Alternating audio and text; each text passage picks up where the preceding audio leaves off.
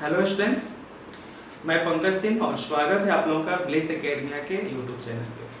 आज के इस क्लास में हम लोग बात करेंगे क्लास 12 के कैलकुलस के सेकंड चैप्टर डिफरेंशिएबिलिटी की, जिसको हम लोग डेरिवेबिलिटी भी कहते हैं, जैसा कि मैंने बोर्ड पे लिख रखा है। दोनों जो वर्ड मैंने लिखा है, इस दोनों वर्ड के लास्ट में एबिलिटी जिसको मैंने अंडरलाइन किया है, उसको थोड़ा सा देखेंगे। एबिलिटी दोनों वर्ड के लास्ट में। एबिलिटी मीन्स वर्ड, सबको पता है। एबिलिटी का मतलब काबिलियत से होता है, योग्यता से होता है। तो इस चैप्टर में हम लोग किसकी काबिलियत चेक करने वाले हैं और किस चीज के लिए चेक करने वाले हैं, उसी की बात करेंगे। डिफरेंशिएबिलिटी मीन्स, जब हम लोग बात करेंगे डिफरेंशिएबिलिटी मीन्स किसी फंक्शन के डेरिवेटिव की एबिलिटी को चेक करना।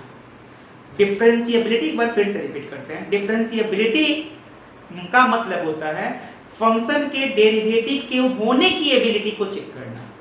अगर हम डेरिवेबिलिटी की बात करें, डेरिवेबिलिटी दोनों वर्ड सेम है, वर्ड दोनों डिफरेंट है, मीनिंग दोनों का सेम है, कंफ्यूज नहीं होना है। जैसे बहुत बार ऐसा होता है कि हम डिफरेंशिएबिलिटी पढ़ा के निकल गए और किसी बच्चा को लगा कि डेरिवेबिलिटी तो उन्होंने पढ़ाया ही नहीं। तो दोनों वर्ड्स अलग अलग हैं, but both have same meaning. तो अगर हम डिफरेंशिएबिलिटी बोले या डेरिवेबिलिटी बोले, दोनों मतलब सेम है। तो मैंने क्या बोला, डिफरेंशिएबिलिटी मीन्स किसी फंक्शन के डिफरेंशिएशन के एबिलिटी को चेक करना, डिफरेंशिएशन के होने की एबिलिटी को चेक करना। सिमिलरली हम डेरिवेबिलिटी को समझ सकते हैं, किसी फंक्शन के डेरिवेटिव के होने की एबिलिटी को चेक करना। This chapter is about to checking the existence of derivative of a given function. इस पूरे चैप्टर में सिर्फ हम ये पढ़ने वाले हैं कि किसी फंक्शन की एबिलिटी को चेक करेंगे, किसी फंक्शन के डेरिवेटिव के एग्जिस्टेंस है या नहीं, इस बात को चेक करेंगे। This chapter is not about to learn the process of differentiation. इस चैप्टर में कहीं भी हम लोग डिफरेंशिएशन के प्रोसेस को नहीं पढ़ने वाले हैं, ठीक है ना। डिफरेंशिएशन का प्रोसेस जो है वो जस्ट इसके बाद वाले चैप्टर में जो मॉड के नाम से है, मेथड्स ऑफ डिफरेंशिएशन, उसमें पढ़ेंगे लोग।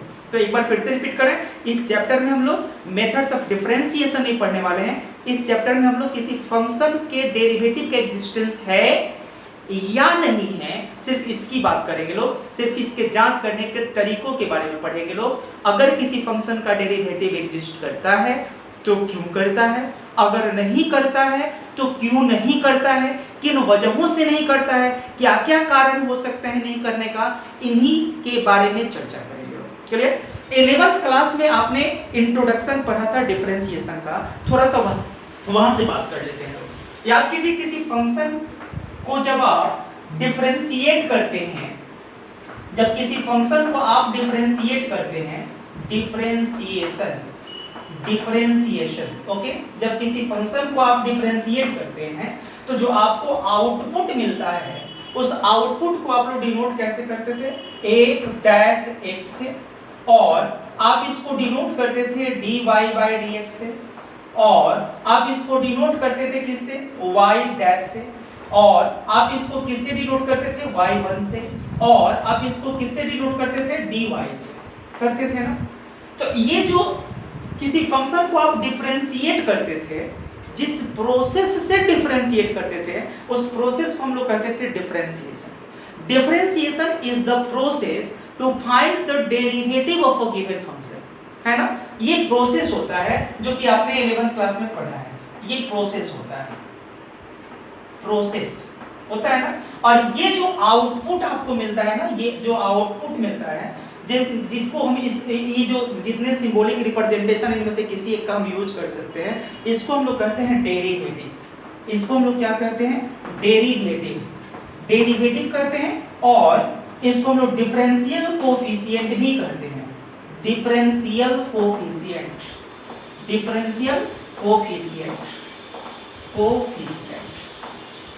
बात समझ में? प्रोसेस जो आप करते हैं, किसी फंक्शन को डिफरेंशिएट करने के लिए जो प्रोसेस आप यूज करते हैं, that process is called differentiation. और जो वहां से आउटपुट हमको मिलता है, वो आउटपुट होता है डेरिवेटिव और डिफरेंशियल कोफिशिएंट्स, आप दोनों में से कुछ भी यूज कर सकते हैं। तो एक तो फर्क आपको समझ में आ गया होगा, पहला फर्क कि डिफरेंशिएशन में और डेरिवेटिव में क्या फर्क है। डिफरेंशिएशन एक प्रोसेस है और डेरिवेटिव आउटपुट है ना। तो अब यहाँ पे बात करते हैं लोग, जो मैंने अभी बोला था कि किसी फंक्शन, डिफरेंशिएबिलिटी मींस किसी फंक्शन के डेरिवेटिव होने की एबिलिटी को चेक करना। डिफरेंशिएशन, किसी फंक्शन के डिफरेंशिएशन के होने की एबिलिटी को चेक करना, ये मैंने बताया था शुरुआत में। अब वो डिफरेंशिएशन, डेरिवेटिव क्या होता है वो चीज मैंने यहाँ पे बता दिया। क्लियर? अब थोड़ा सा समझते हैं, परंतु हम लोग समझेंगे कि डिफरेंशिएबिलिटी मींस उसका मतलब क्या होता है। एक चीज हमने इस चैप्टर में बता दिया कि क्या पढ़ना है, तो दिमाग में बिल्कुल ये निकाल देना है दिमाग से कि हम इसमें डेरिवेटिव बताने वाले हैं। किसी फंक्शन का डेरिवेटिव क्या होगा इसके बारे में अगर हम चर्चा करने वाले हैं, अगर आप ऐसा सोच रहे हैं तो ये बिल्कुल मत सोचिए। इस पूरे चैप्टर में सिर्फ हम ये बताने वाले हैं कि किसी फंक्शन का डेरिवेटिव अगर एग्जिस्ट करेगा तो कैसे करेगा, करेगा कि नहीं करेगा, नहीं करेगा तो क्यों नहीं करेगा। सिर्फ इन्हीं की बातें करेंगे, इन्हीं सारी चीजों की बातें करेंगे इस पूरे चैप्टर में। ठीक है, अब थोड़ा सा समझते हैं यहाँ पर डिफरेंशिएबिलिटी का मतलब, मीनिंग ऑफ डिफरेंशिएबिलिटी।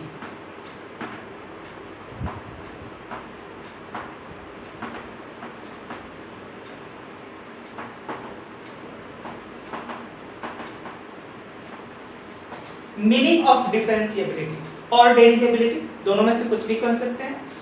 इसके मीनिंग को हम दो तरह से समझ सकते हैं। इसके मीनिंग को हम दो तरह से समझ सकते हैं। एक ज्योमेट्रिकली समझ सकते हैं, ज्योमेट्रिकल मीनिंग, और दूसरा physical meaning.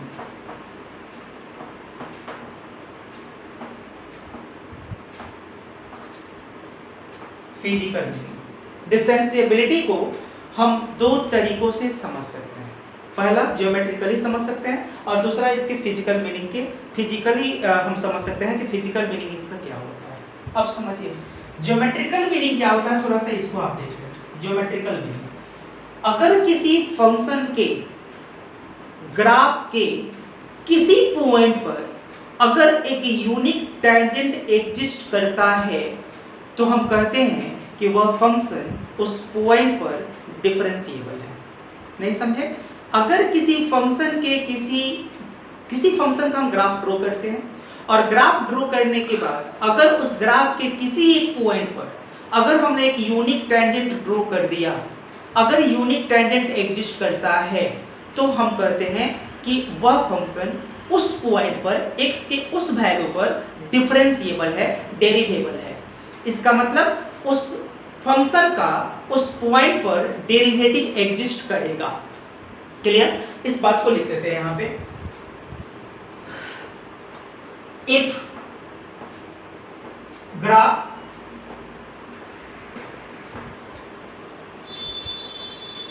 Slope of the tangent to the curve drawn to the curve, tangent drawn to the curve at x is equal to a if it exists. Slope of the tangent drawn to the curve at x is equal to a if it exists. अगर किसी function का graph जो हम draw करते हैं वो curve होता है, क्योंकि टेंजेंट की बात हम जब भी करेंगे किसी कर्व पे करेंगे, टेंजेंट की बात फंक्शन पे नहीं करते हैं, फंक्शन के ग्राफ पे करते हैं। तो मैंने यहाँ पे कर्व लिखा है कि slope of the tangent drawn to the curve at x is equal to if it exist. अगर किसी फंक्शन का कोई ग्राफ हमने ड्रॉ किया, ठीक है, उसको हम कर्व कह देते हैं। तो अगर किसी कर्व पर कोई मैंने टेंजेंट ड्रॉ किया, अगर वो टेंजेंट एग्जिस्ट करता है तो उसका जो स्लोप होता है ना वही डेरिवेटिव होता है। जो स्लोप होता है अगर वो फाइनाइट होता है, अगर स्लोप फाइनाइट है तो हम बोलेंगे कि फंक्शन डिफरेंशिएबल है, और अगर इनफाइनाइट है तो हम बोलेंगे कि फंक्शन डिफरेंशिएबल नहीं है। क्लियर हुआ? फिजिकल मीनिंग जो होता है वो होता है इंस्टैंटेनियस रेट ऑफ चेंज। तो यहाँ पे फिजिकल मीनिंग लिख देते हैं instantaneous,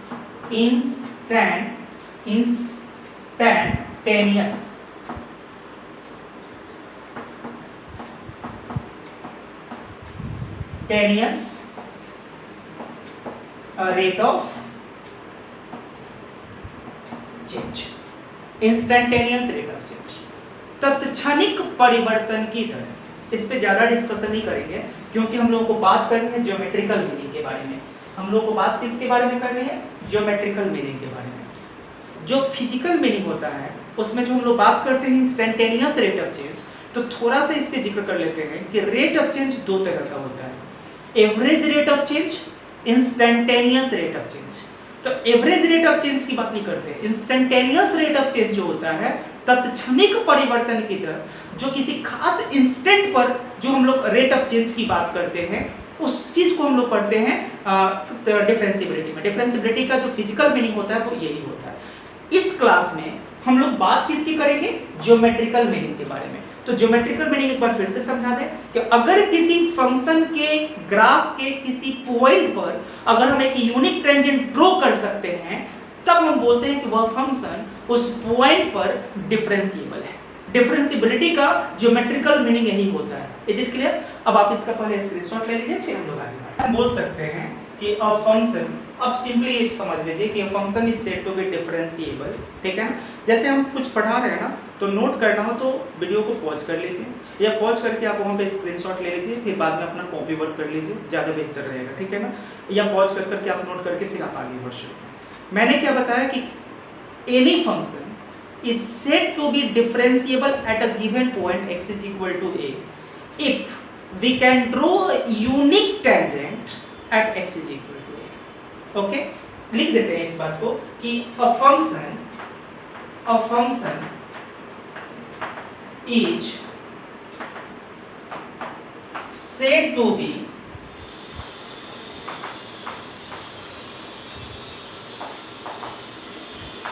differentiable or derivable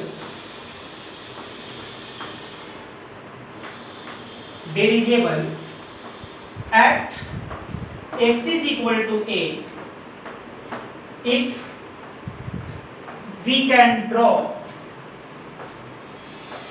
can draw a unique tangent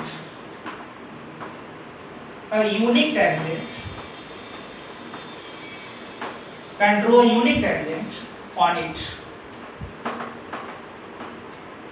मैंने क्या बोला? A function is said to be differentiable or derivable at x is equal to a if we can draw a unique tangent on it। अगर इस पर हम एक unique tangent draw कर सकते हैं तो फंक्शन डिफरेंशिएबल होगा, अदरवाइज फंक्शन नॉन डिफरेंशिएबल होगा। बात समझ में आ गई? दूसरे तरह से इसको समझ लीजिए कि कोई भी कर्व है, अगर उसके किसी पॉइंट पर हम कोई टेंजेंट ड्रॉ करते हैं और वो टेंजेंट का जो स्लोप होगा, अगर वो स्लोप डेफिनिट होगा तो फंक्शन उस पॉइंट पर डिफरेंशिएबल होगा, अदरवाइज उस पॉइंट पर फंक्शन डिफरेंशिएबल नहीं होगा। लेकिन कब? जब स्लोप इनफाइनाइट होगा तब। अब यहाँ पे बात कहानी जो आ जाती है ज्योमेट्रिकल मीनिंग में टेंजेंट से लेकर, मतलब टेंजेंट के ऊपर ही सारी कहानी यहाँ पे इर्द गिर्द नाच रही है। सारी कहानी जो यहाँ लिखी गई है टेंजेंट से रिलेटेड है। तो बात करते हैं टेंजेंट्स की। लेकिन टेंजेंट्स को पढ़ने के पहले हमको समझना होगा सेकेंड, क्योंकि टेंजेंट हमको मिलता है सेकेंड से। किससे मिलता है? सेकेंड से। तो आइए थोड़ा सा कहानी समझते हैं सेकेंड की। कहानी क्या है?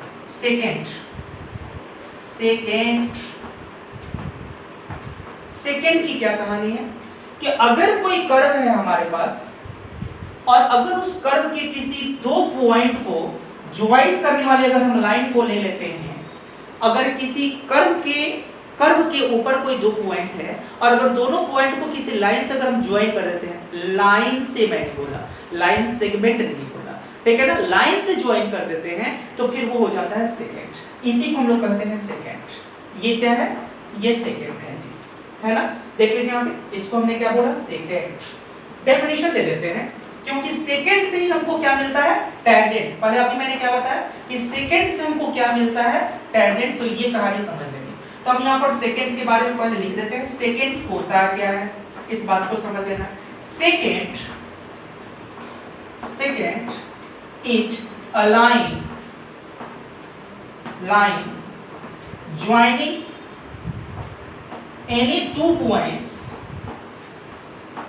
any 2 points on a curve on one curve कर देते हैं, क्योंकि दो कर्व बीच में नहीं आना चाहिए, एक ही कर्व पर के किसी 2 पॉइंट को ज्वाइन करना है। Second is a line joining any 2 points on one curve, ये होता है सेकेंड। अब सेकेंड से हमको मिलता है टेंजेंट। कैसे मिलता है उस चीज को समझेंगे लोग, लेकिन पहले उसका डेफिनेशन लिख देते हैं। सेकेंड का लिमिटिंग पोजीशन जो होता है वो होता है टेंजेंट, जब दोनों पॉइंट का बीच का जो डिस्टेंस होता है वो डिस्टेंस अप्रोच करता है जीरो की तरफ। जो सेकेंड है, जो सेकेंड के बीच का जो डिस्टेंस है, ये जो डिस्टेंस है, जैसे जैसे ये जीरो की तरफ टेंड करेगा, जैसे जैसे ये जीरो की तरफ टेंड करेगा, वैसे वैसे ये सेकेंड जो है वो टेंजेंट बनते जाएगा, टेंजेंट का रूप लेते जाएगा। क्लियर? तो अब हम यहाँ पे इस बात को लिख देते हैं, टेंजेंट के बारे में भी लिख देते हैं कि टेंजेंट क्या होता है। Tangent is the limiting case of second, limiting case of second when distance between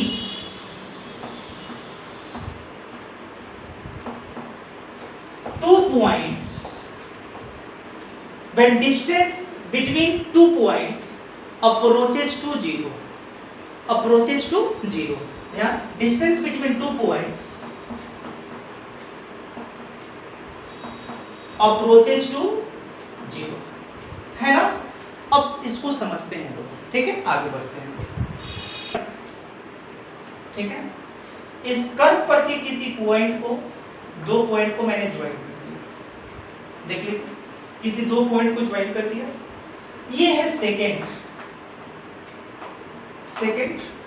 अब जैसे जैसे ये पॉइंट इस पॉइंट की तरफ बढ़ेगा, जैसे जैसे ये पॉइंट, यहां पर ये जो पॉइंट है, ये फ्रॉम लेफ्ट टू राइट, बाईं तरफ से जब इस पॉइंट की तरफ बढ़ेगा, बाईं तरफ से, लेफ्ट साइड से जब इस पॉइंट की तरफ अप्रोच करेगा, तो वैसे वैसे दोनों के बीच का जो डिस्टेंस है वो जीरो की तरफ अप्रोच करेगा, है ना? घटेगा ना जीरो।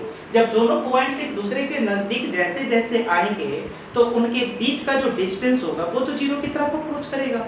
अब ध्यान दीजिए, यहाँ पर मान लीजिए कि पॉइंट यहाँ पे आ गया, ये पॉइंट जो है ये बढ़ के यहाँ पर आ गया, ठीक है, थोड़ा सा आगे बढ़ा, तो ये जो सेकेंड है, इस सेकेंड का पोजीशन क्या हो जाएगा?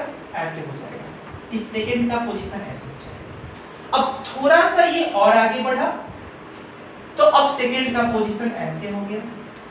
थोड़ा सा ये और इसकी तरफ बढ़ा, तो सेकेंड का पोजीशन ऐसे हो गया। थोड़ा और नजदीक आया, सेकेंड का पोजीशन ऐसे हो गया। थोड़ा और नजदीक आया, सेकेंड का पोजीशन ऐसे हो गया, और अब जाके इसके बहुत नजदीक आ गया, तो देखिए सेकेंड का पोजीशन ऐसे हो गया। अब ये जो सेकेंड का पोजीशन है, देखिए टेंजेंट हो गया। टेंजेंट लाइन क्या करता है? कर्व के किसी एक पॉइंट को टच करता है, डू नॉट क्रॉस, टच करता है, ठीक है। तो यहाँ पर देखिए ये जो सेकेंड है वो टेंजेंट हो गया। तो जो पॉइंट है, ये जो पॉइंट जो अप्रोच किया है सेकेंड पॉइंट की तरफ बढ़ा है, वो किधर से बढ़ा? लेफ्ट से राइट, लेफ्ट साइड से ही अप्रोच करते हुए, बढ़ते हुए यहाँ की तरफ बढ़ा। जैसे जैसे ये पॉइंट इसकी तरफ अग्रसरित हुआ, जैसे जैसे ये पॉइंट इसकी तरफ टेंड किया, वैसे वैसे दोनों का बीच का जो डिस्टेंस है वो जीरो की तरफ अप्रोच किया, और मुझे यहाँ पर एक देख लीजिए मिल गया टेंजेंट।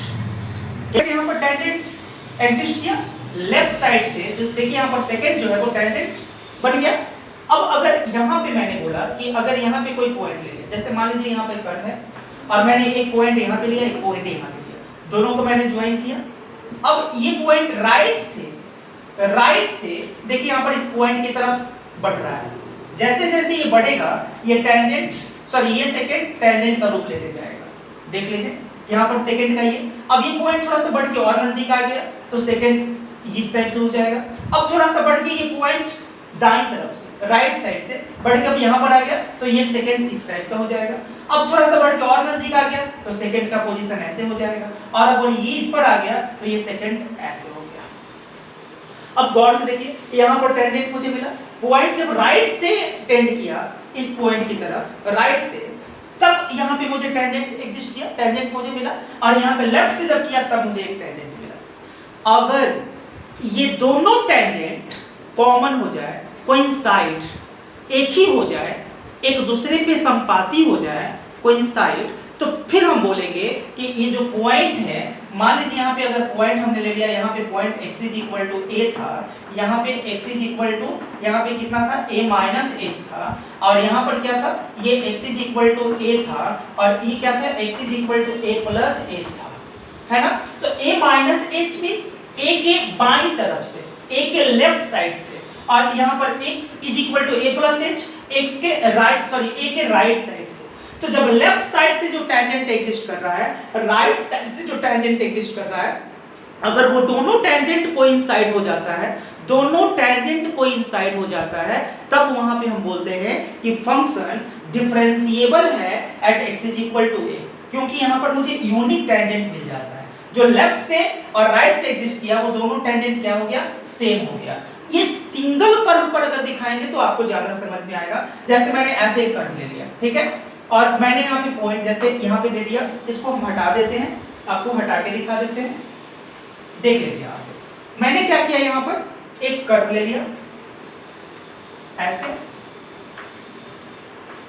यहाँ पे x is equal to a मैंने कर दिया, इसके राइट साइड में very very close to point a, x is equal to a, बहुत नजदीक की बात कर रहे हैं, भले ही आपको दिख रहा है इतना दूर, तो बस यूं समझिए कि उसको जूम जूम जूम करके दिखा गया है, बात समझ में आ रहा है ना। एक्चुअली वो उतना दूर है नहीं, वो बहुत नियरेस्ट पॉइंट, बहुत नियरेस्ट, जब मैंने बोल दिया तो उसको पॉजिटिव डिग्री में बोल दिया, फिर मुझे बहुत नियरेस्ट करने की जरूरत नहीं, नियरेस्ट पॉइंट पे हम बात कर रहे हैं, ठीक है। तो x इज इक्वल टू यहाँ पर कितना, a प्लस h यहाँ पे, और यहाँ पे मैंने एक बात कर ली, यहाँ पे मैंने बात कर ली x is equal to a minus h।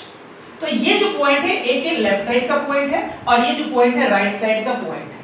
तो लेफ्ट साइड के पॉइंट देखिए, यहाँ पर मैंने इन दोनों को एक कट से ज्वाइन किया, सेकंड एक लाइन से ज्वाइन किया, तो सेकंड, और जैसे जैसे हम इसके तरफ बढ़ते गए तो सेकंड का पोजीशन ऐसे हुआ, फिर सेकंड का पोजीशन ऐसे हुआ, फिर यहाँ पे बढ़े तो सेकंड का पोजीशन ऐसे हुआ, और फिर यहाँ पर आए तो सेकंड का पोजीशन ऐसे हुआ। जब हम राइट साइड से जैसे हम अप्रोच करते हैं, जो राइट साइड में पॉइंट अगर वो इस पॉइंट की तरफ बढ़ता है, पहले तो हम दोनों को ज्वाइन कर देते हैं, सेकंड हो गया।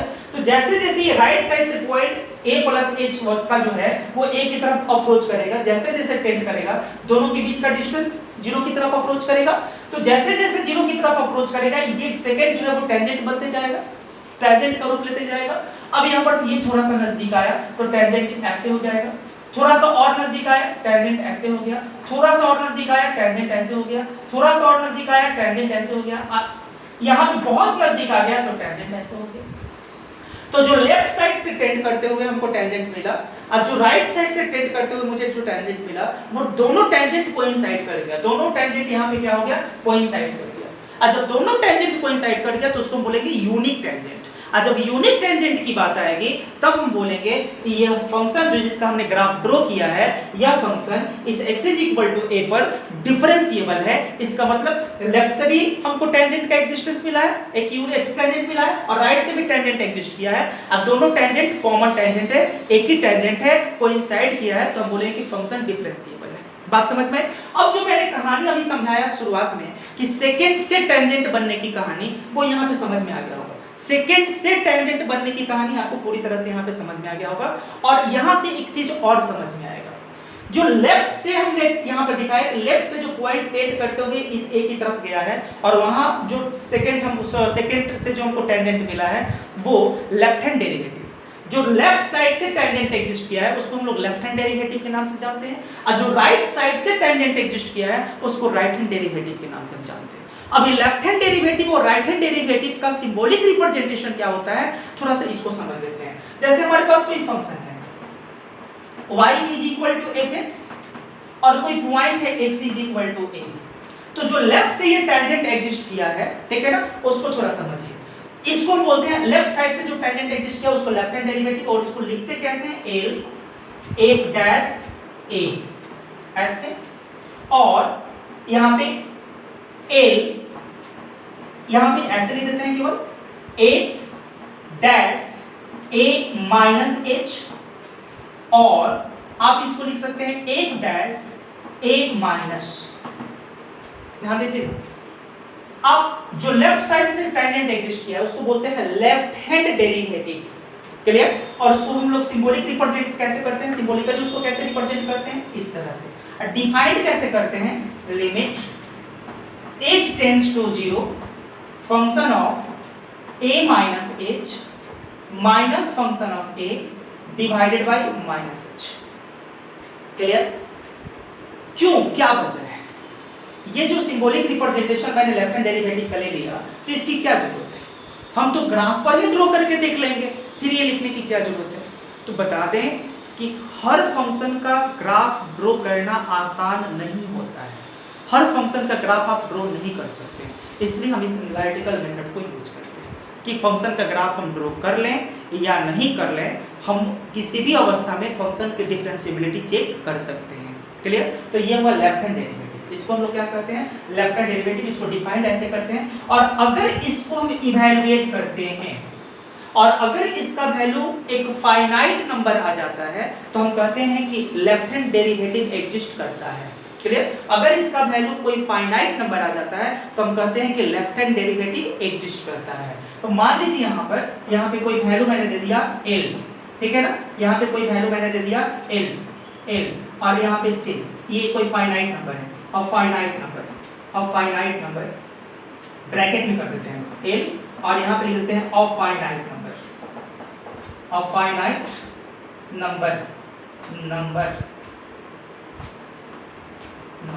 ठीक है ना, अफाइनाइट नंबर। तो इसका मतलब ये एग्जिस्ट किया। यहाँ पर देखेंगे, if left hand derivative, if value of left hand derivative is a finite number, then we can say that left hand derivative exists. Left hand derivative of fx at x is equal to a exists. Clear? अब जो right side से tangent exist किया है उसको हम बोलते हैं right hand derivative, और उसको हम लोग डिनोट कैसे करते हैं, r एक डैश a ऐसे, और यहाँ पे r या ऐसे लिखते हैं f dash a plus h, और आप इसको लिख सकते हैं एक डैश a प्लस, और इसको डिफाइन कैसे करते हैं, limit h tends to 0 function of a plus h minus function of a divided by h। Clear? अब इसको हम हटा रहे हैं, इसको हटा के समझाया कि एक वैल्यू ऑफ l एक डैश a यहाँ पर is a finite number, then we say that left hand derivative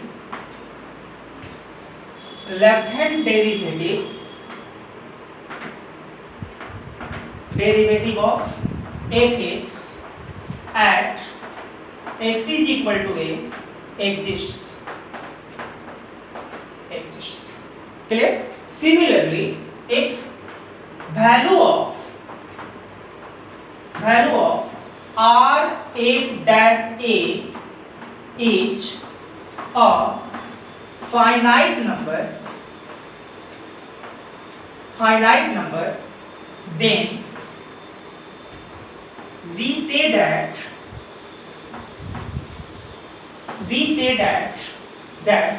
right hand derivative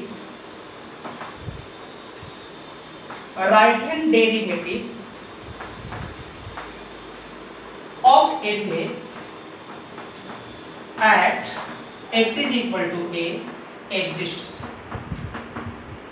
बात समझ में आई? अगर लेफ्ट हैंड डेरिवेटिव का वैल्यू कोई फाइनाइट नंबर आता है तो हम बोलते हैं कि लेफ्ट हैंड डेरिवेटिव एग्जिस्ट किया of fx at x is equal to a, और अगर राइट हैंड डेरिवेटिव का भी वैल्यू कोई फाइनाइट नंबर आता है तो हम कहते हैं राइट हैंड डेरिवेटिव एग्जिस्ट किया। सिंबॉलिक रिप्रेजेंटेशन जो होता है वो मैंने यहाँ पे बता दिया, और उसको डिफाइन कैसे किया जाता है ये मैंने बता दिया। लेफ्ट हैंड डेरिवेटिव क्यों आया, राइट हैंड डेरिवेटिव क्यों आया, ये मैंने ग्राफिकली आपको बता दिया। लेफ्ट साइड से टेंजेंट एग्जिस्ट किया, राइट साइड से टेंजेंट एग्जिस्ट किया। टेंजेंट का एग्जिस्टेंस ही तो डिफरेंशिएबिलिटी है। डेरिवेटिव क्या है, slope of the tangent to the curve at x is equal to a if exists। ये तो मैंने शुरुआत में ही लिखा था, ज्योमेट्रिकल मीनिंग शुरुआत में लिखा था कि डेरिवेटिव का मतलब क्या, डेरिवेटिव की एग्जिस्टेंस का क्या मतलब, टेंजेंट का एग्जिस्टेंस, ठीक है ना, उसके स्लोप का फाइनाइट होना, यही चीज मैंने बोला। तो स्लोप फाइनाइट मतलब यहाँ पर लेफ्ट हैंड डेरिवेटिव एग्जिस्ट किया, और राइट साइड से अगर टेंजेंट का स्लोप एग्जिस्ट करता है, फाइनाइट आता है, इसका मतलब राइट हैंड डेरिवेटिव एग्जिस्ट किया। और दोनों का वैल्यू अगर सेम आ जाए, इस बात को आप समझिए यहाँ पे, अगर दोनों का वैल्यू सेम आ जाए, पहले तो ये डेफिनेशन क्लियर हो गया। अब यहाँ पे ये चीज थोड़ा सा देख लेना है, सिंबॉलिक रिप्रेजेंटेशन। अब इसको हटाते हैं। If limit h tends to 0, function of a minus h minus function of a divided by minus h is equal to limit h tends to 0, function of a plus h minus function of a divided by plus h। जैसे मैंने इसका value लिखा था l, a finite number, इसका value मैंने नहीं लिखा था l, अगर इसका भी वैल्यू l आ जाता है, अगर दोनों का वैल्यू फाइनाइट आ जाता है, मान लीजिए दोनों वैल्यू क्या है, l के इक्वल है, और यहाँ पे l लिख दिया मैंने a finite number, a finite number अगर मैंने लिख दिया, ठीक है, तो हम क्या करते हैं, then f(x) is said to be differentiable at x is equal to a and it is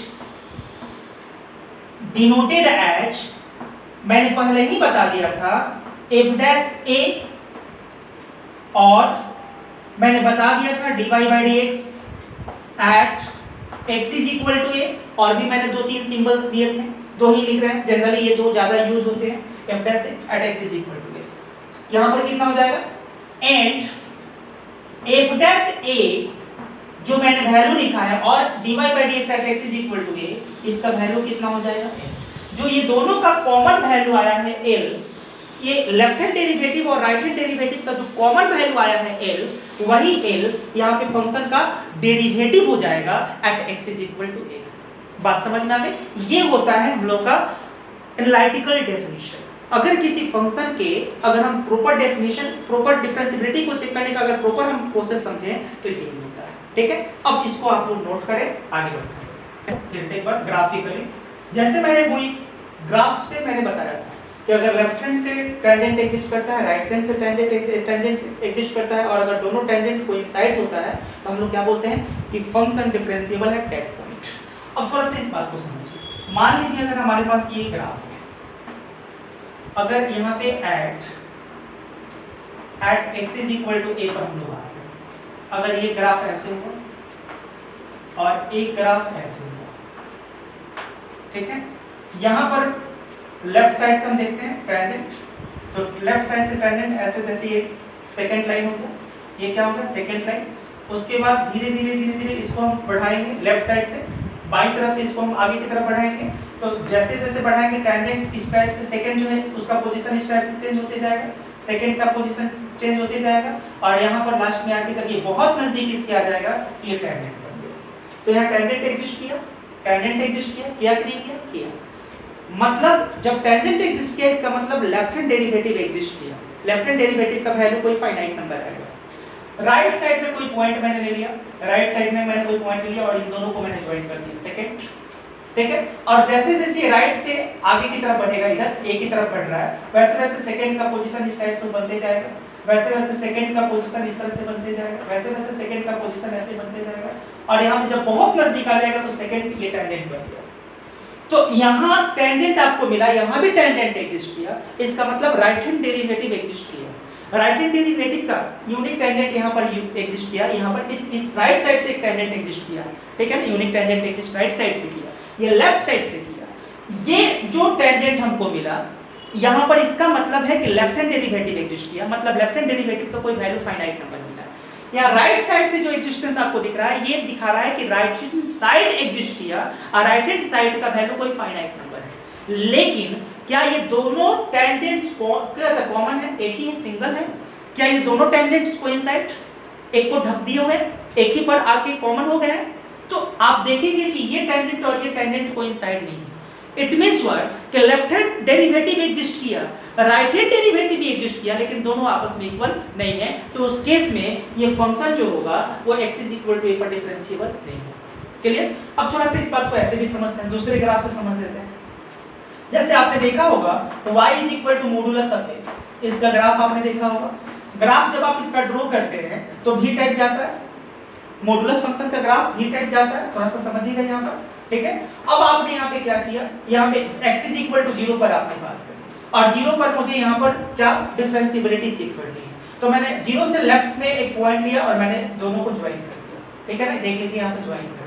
अब जैसे जैसे ये पॉइंट लेफ्ट साइड से देख लीजिए यहाँ पर, जैसे जैसे ये 0 माइनस h है x, जैसे जैसे ये 0 से ये लेफ्ट साइड से 0 की तरफ बढ़ेगा, वैसे वैसे सेकंड का पोजीशन ऐसे होते जाएगा, वैसे वैसे ये सेकंड का पोजीशन ऐसे होते जाएगा, वैसे वैसे सेकंड का पोजीशन वैसे होते जाएगा, वैसे वैसे होते जाएगा, और देखिए यहाँ पर जब आ गया बहुत नजदीक हो गया तो सेकंड का पोजीशन ऐसे, ये टेंजेंट हो गया।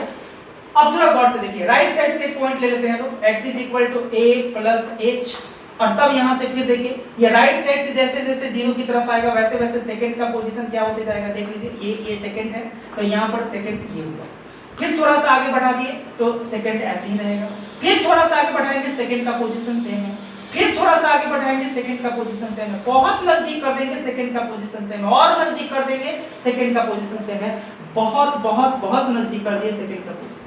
तो देखिए लेफ्ट साइड से भी टेंजेंट एग्जिस्ट किया, राइट साइड से भी टेंजेंट एग्जिस्ट किया, लेकिन क्या दोनों टेंजेंट्स कोइंसाइड है? क्या दोनों टेंजेंट्स कोइंसाइड किया?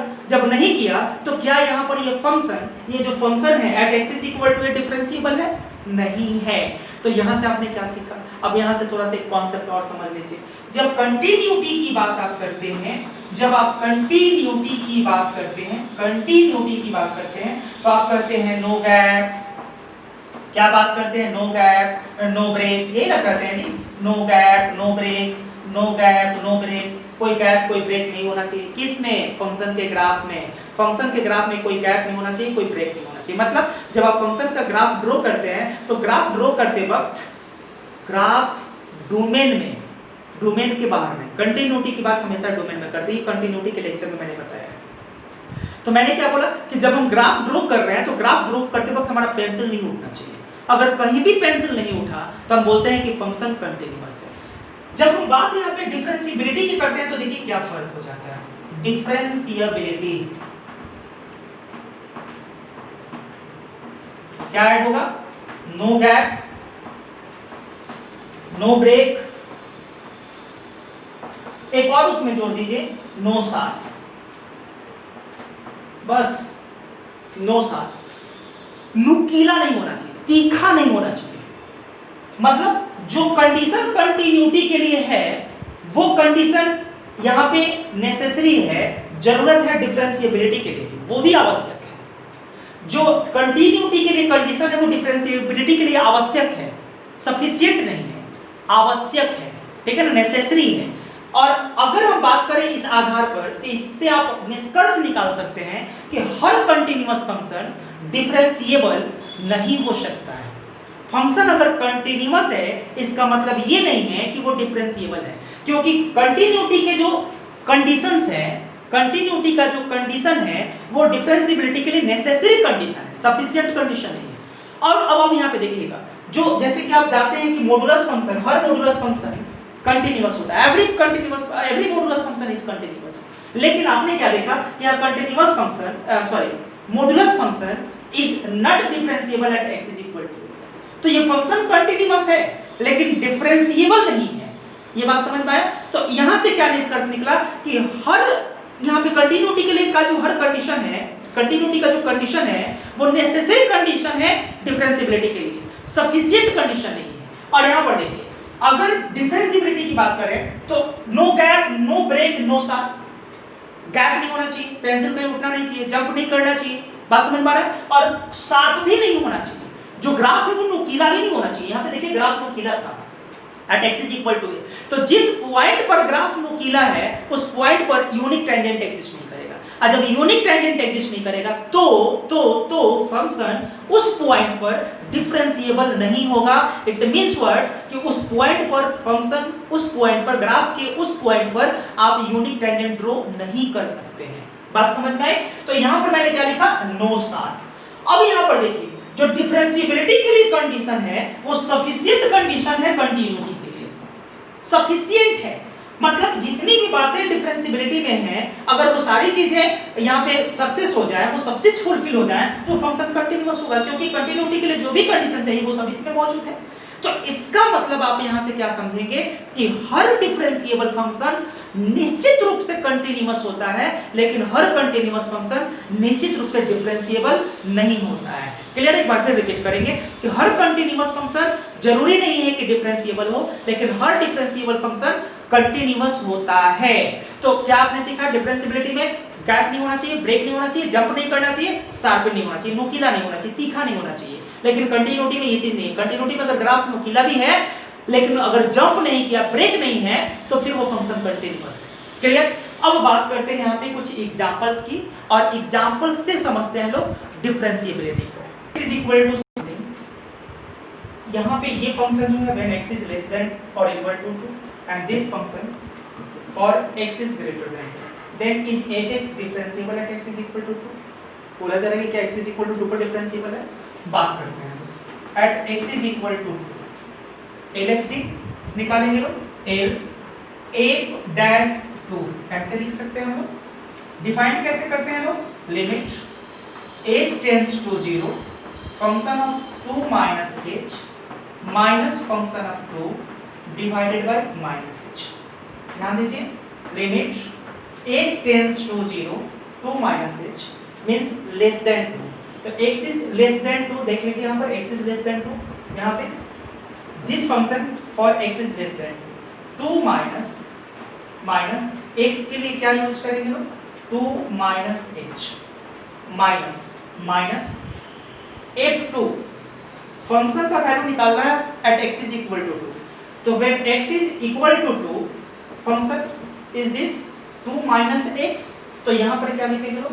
ब्रैकेट में 2 माइनस x की जगह पर क्या पुट करेंगे?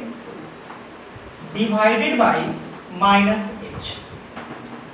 Limit h tends to 0 2 minus 2, देख लीजिए कैंसिल हो जाएगा, माइनस माइनस प्लस h और 2 minus 2 0 divided by minus h, cancel, minus 1 आएगा, लिमिट पुट करेंगे, माइनस 1 आएगा, equation first. Left hand derivative exist किया क्योंकि वैल्यू फाइनाइट मिला है।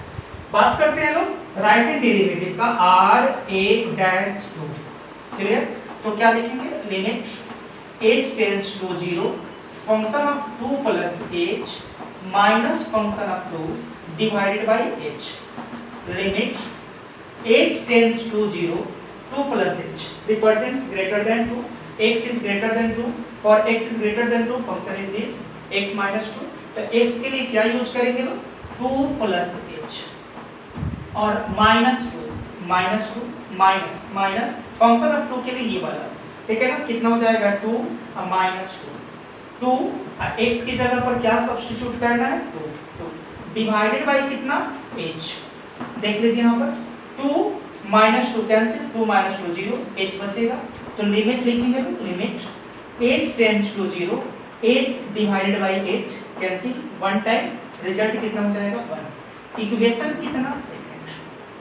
देखिए गौर से, लेफ्ट हैंड डेरिवेटिव भी एग्जिस्ट किया, राइट हैंड डेरिवेटिव भी एग्जिस्ट किया, लेकिन दोनों वैल्यू सेम नहीं है। तो आप क्या लिखेंगे यहाँ पर? Clearly Lf(2) is not equal to Rf(2), then imply f is not differentiable, f is not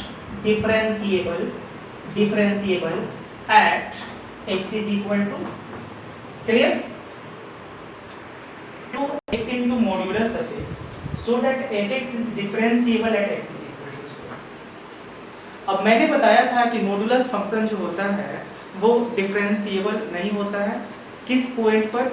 जहां पे ये फंक्शन 0 हो जाता है। थोड़ा ध्यान दीजिएगा, जैसे कि अगर मैंने मॉडुलस फंक्शन यहाँ पे लिख दिया, मॉडुलस फंक्शन x, तो मॉडुलस ऑफ x यहाँ पे लिख दिया, तो यहाँ पे ये फंक्शन 0 कब होगा? x इज इक्वल टू 0 पर। तो यहाँ पे इसका जो ग्राफ होगा वो शार्पेट कहाँ पे होगा? 0 पर, तो वो 0 पर नॉन डिफरेंशिएबल होगा। अगर यहाँ पे fx जो है, यहाँ पे मैंने लिख दिया मॉडुलस ऑफ x माइनस 2, तो ये 0 कहाँ पे होगा, when x is equal to 2। तो x इज इक्वल टू 2 पर जो इसका ग्राफ होगा वो शार्पन होगा, तो वहां पे इस पॉइंट पर ये फंक्शन नॉन डिफरेंशिएबल होगा। अगर हमने यहाँ पे लिख दिया fx is equal to modulus of 2x minus 5, तो ये 0 कहाँ पे होगा, x इज इक्वल टू 5/2 पर, मतलब इसका ग्राफ शार्पन कहाँ होगा, 5/2 पर। इट मींस व्हाट, कि ये फंक्शन नॉन डिफरेंशिएबल होगा किस पर, x इज इक्वल टू 5/2 पर। बात हम लोग क्वेश्चन की कर रहे थे लोग, यहाँ पे मॉडुलस फंक्शन जनरली आपको क्या लगा कि modulus function is non differentiable, लेकिन मॉडुलस सिर्फ अगर रहेगा, शुद्ध मॉडुलस रहेगा तब की हम बात कर रहे हैं, ठीक है। यहाँ पे अगर मिक्स हो जाए मॉडुलस के साथ कुछ तो फिर बात नहीं होगी ऐसा कुछ, ठीक है। अब थोड़ा समझिए, यहाँ पे लिखते हैं लोग गिवन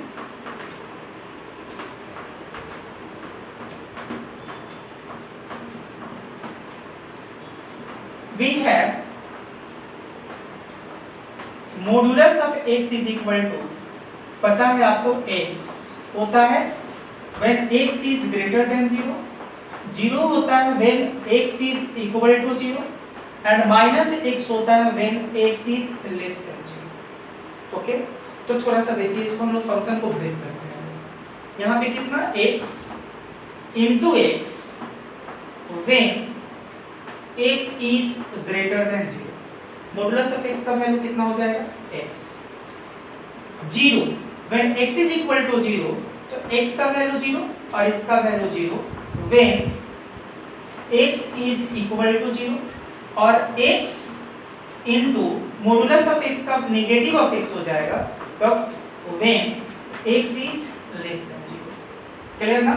तो बताइए यहाँ पे कितना हो जाएगा fx, यहाँ पे fx हो जाएगा, यहाँ पे x स्क्वायर, ठीक है, when x is greater than 0, 0 when x is equal to 0 और minus x square when x is less than 0। अब यहाँ से हम लोग बात करेंगे LHD RHD, ठीक है। यहाँ पे देख लेते हैं, साइड में देख लेते हैं। Now L A dash function किस पे ब्रेक हुआ है, 0 पर, तो हम लोग डिफरेंशिएबिलिटी की बात किस पे करेंगे लोग, 0 पर। तो यहाँ पर क्या हो जाएगा, 0।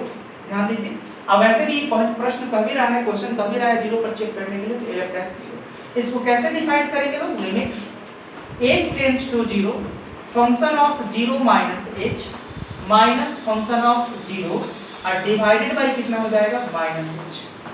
देखिए limit h tends to 0, 0 minus h, x is less than 0, for x is less than 0 we have minus x square, तो minus 0 minus h the whole square minus at x is equal to 0, value of m at x is equal to 0 कितना हो जाएगा, 0 और divided by कितना, minus h। Limit h tends to 0, देख लीजिए यहाँ पे minus h square divided by minus h, cancel h cancel, यहाँ पर कितना आ जाएगा, h बचेगा, लिमिट पुट कीजिएगा, वैल्यू 0 हो जाएगा, इक्वेशन फर्स्ट, है ना।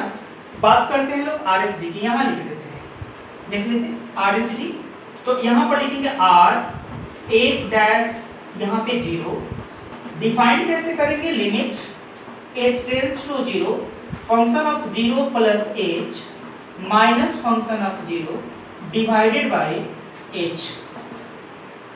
कोई दिक्कत? अब ध्यान दीजिए, limit h tends to 0, limit h tends to 0, here x is 0 plus h, 0 plus h represents x is greater than 0, यहाँ पर x का वैल्यू 0 से बड़ा, तो क्या लिखेंगे लोग, x square, x square means 0 plus h the whole square, अब माइनस h 0 का वैल्यू कितना होगा, 0 और डिवाइडेड बाय कितना, h। लिमिट पुट करते हैं, लिमिट पुट अभी नहीं करेंगे, तो limit h tends to 0, h squared by h cancel हो जाएगा और अब लिमिट पुट करेंगे तो 0, इक्वेशन कितना हो गया, सेकंड, है ना।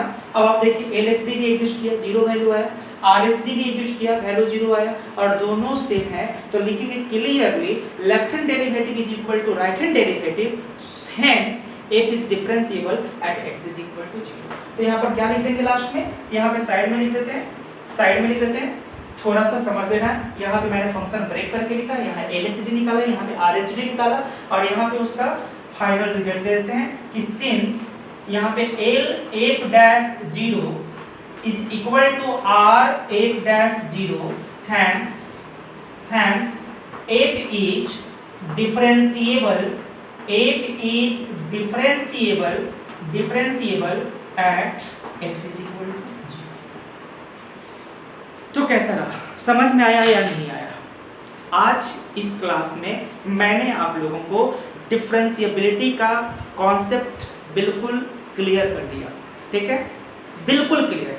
तो आप इस वीडियो को देखिए, इस क्लास के वीडियो को आप बेहतरीन तरीके से देखिए, समझिए, बार बार देखिए, ताकि आपका कॉन्सेप्ट पूरी तरह से क्लियर हो। कुछ एग्जांपल्स भी मैंने बताए हैं। अब इस बेसिस पर जाके आप, आपके पास जो भी बुक अवेलेबल हो उसके क्वेश्चन सॉल्व करें, मजा आएगा। और अगर पसंद आया तो वीडियो को एक लाइक जरूर करना है, अपना कमेंट देना नहीं भूलना है। कमेंट आपका मेरे लिए बहुत जरूरी होता है, तो कमेंट देना मत भूलें, जरूर कमेंट दें। मिल लेंगे फिर नेक्स्ट क्लास में किसी नेक्स्ट टॉपिक के साथ।